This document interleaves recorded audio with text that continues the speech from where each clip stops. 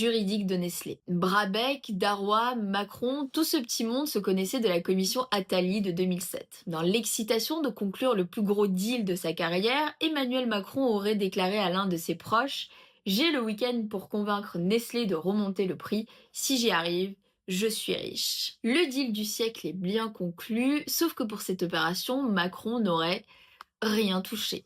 Aucune trace d'ailleurs d'une quelconque commission dans les déclarations qu'il a faites à la HATVP en 2017, comme je vous l'ai indiqué, où il ne déclare un patrimoine net qu'à 309 000 euros. Et même si on déduit les droits d'auteur perçus pour son livre Révolution en 2016, seulement 35 000 euros, soit moins que la candidate de la lutte ouvrière Nathalie Arthaud. Mais voilà, en mai 2015, une enquête explosive de Blast vient complètement remettre en cause ce récit. Un expert de l'évasion fiscale, Christian Savestre, a passé plus de 3 ans à étudier les documents de Rothschild pour arriver à la conclusion que ce scénario coécrit par la banque et Emmanuel Macron n'était ni possible ni crédible. Je vous cite l'article. Blast a consulté les documents collectés par le Français résident bruxellois.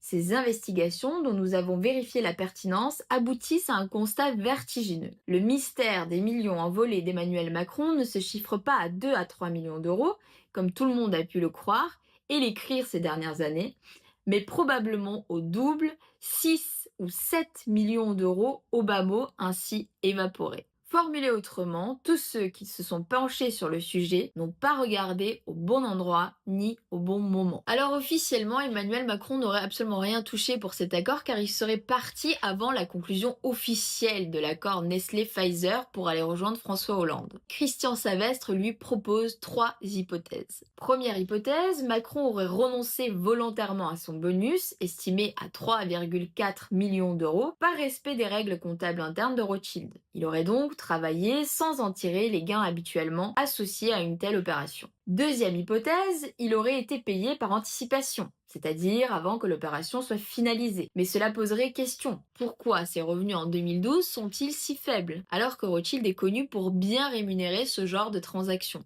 Troisième hypothèse, la rémunération aurait été versée via une autre société du groupe Rothschild dans un autre pays que la France, ce qui la rendrait difficile à tracer dans ses déclarations.